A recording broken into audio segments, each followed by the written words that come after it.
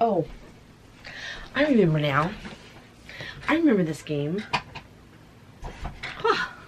It's been a minute since I recorded. Okay.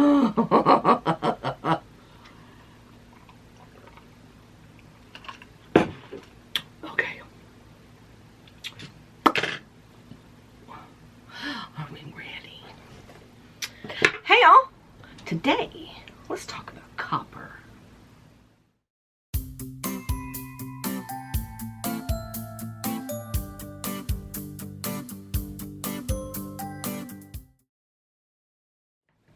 Hey, welcome back to my channel. Let's get to it. I'm excited because I've talked about crystals, I've talked about stones, and now we're going to talk about metal. If you wear rings, pendants, earrings, it's wrapped in some kind of metal. You got a metal post, you got a metal bezel wire, you have something, metal. Metal also carries a property. I myself am very partial to copper. So I thought, why not talk about copper? I've been tie-dyeing. Look, my glove had a hole in it. I got another video of that coming up too. So copper it's a mineral in our body. It can be found in a lot of the foods that we eat. And so, well, two things actually. We're going to talk about copper, and then I'm going to show you how to clean your copper if you have copper jewelry. A lot of people are afraid to wear copper because of the way that it patinas. I myself like the patina. Kind of reminds me, like, you know, like your old pair of blue jeans. A little faded in some areas and a little stretched out in other areas, but like when you put them on, they fit just right. And that's kind of how patina is with me. And then with sweat and body oils too, you can turn green. So a lot in the summer I don't wear copper just because I do turn green, but it is definitely my cool weather favorite. I always have my copper bracelet. And then I found this.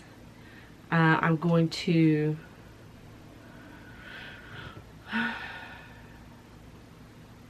I'm all over the place, aren't I? It's been a minute since I've done one of these. I'm so excited. It's always to share. I like to wear my copper bracelet. And it's not for arthritis. Because that used to be, well, it's probably still is a thing, but I remember like back in the 70s, I think that was the first I heard of it as a kid, about wearing copper bracelets on your wrists to help with arthritis. But I wear my copper. It's my gauntlet. It's my energy, and that's why I like to wear it. So what exactly does copper do? When I think about copper, I think about wearing bracelets for arthritis, to stem off the swelling, inflammation, pain of arthritis. Copper pipes for plumbing. Copper wire for electricity, copper rods for dowsing rods. That's like the first thing that comes to my mind with copper.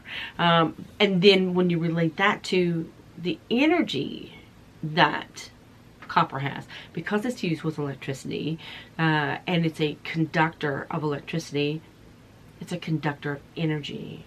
So as it moves electricity through the lines, it also helps to move the energy, the intent of the stone through the wear, either for your manifest, for your transmit, for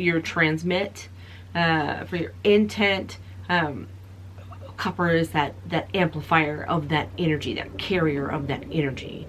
And then for like dowsing rods, copper is said to help find lost items. Maybe that's why dowsing rods are made of copper. It's an antimicrobial. More so for touch spaces. So that's why if you look at a lot of older buildings, copper, and then also copper alloys like brass, you'll see brass plates, touch plates on doors when you push open a door, brass doorknobs, brass railings, copper railings, all of these touch spaces are copper or a copper alloy because of its natural antimicrobial, that's a tough one for me to say, properties that it has. So bacteria can't live on it when it's touched. Where like stainless steel, bacteria can't live on it if it's wet. So as you're wiping it down, right, then you're killing the bacteria.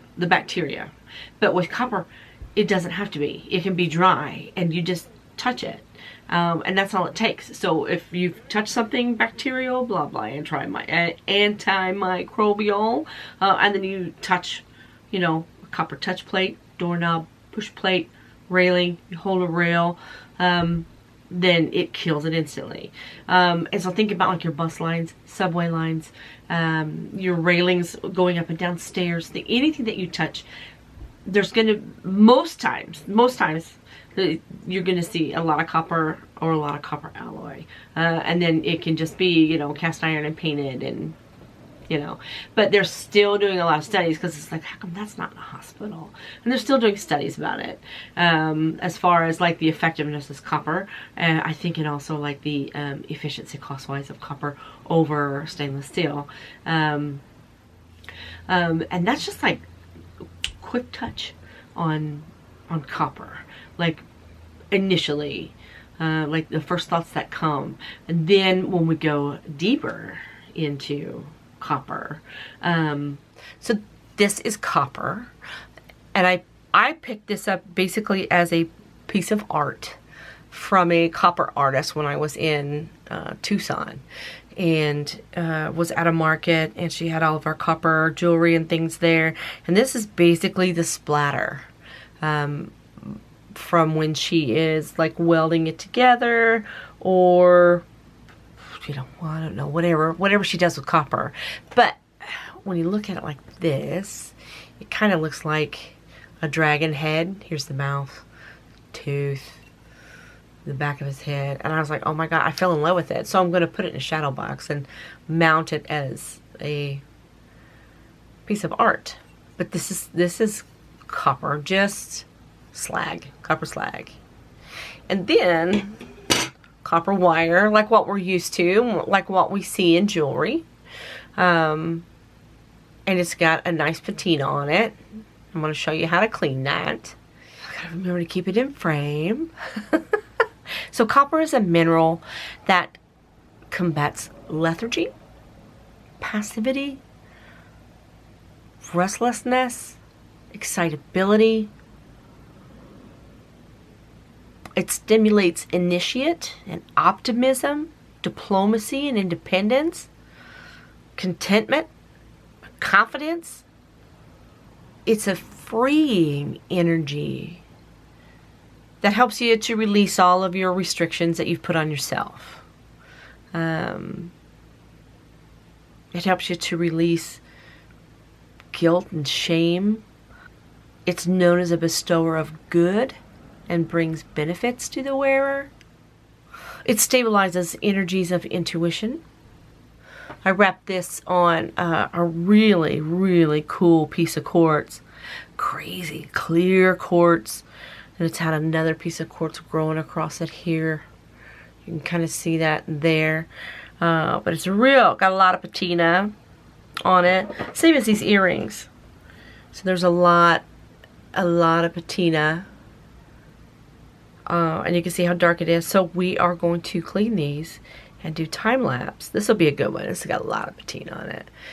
So you can see. So to clean your jewelry, what you're going to need, first and foremost, if you are going to submerge your jewelry into water, please make sure there's not a finish on your stone that's going to be marred by water. So some stones you can't do this. You can just get a cleaning cloth, just one of those cleaning cloths that's already got the stuff built into it, and you can rub it really good, and that will put a nice shine back on it.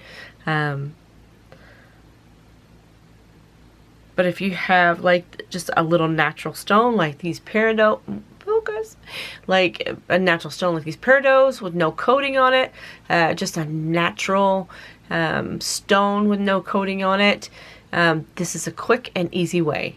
What you're going to need is enough water to cover your piece, salt,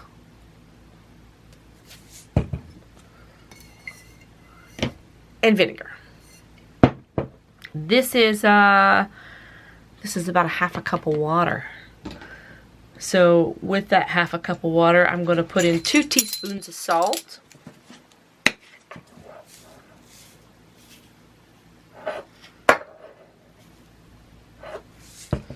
And I'm going to put in 2 tablespoons of vinegar. This is apple cider. If you have white distilled, that's just fine. And I'm going to just mix it up a little bit. And I'm just going to drop this in.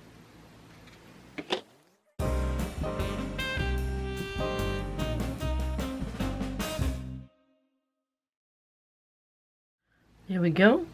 Now, I'm going to pat it dry. And I should have took a picture. I can get a still shot. And just give it, I'm going to give it a good rinse in the sink. But just look how ridiculous it is.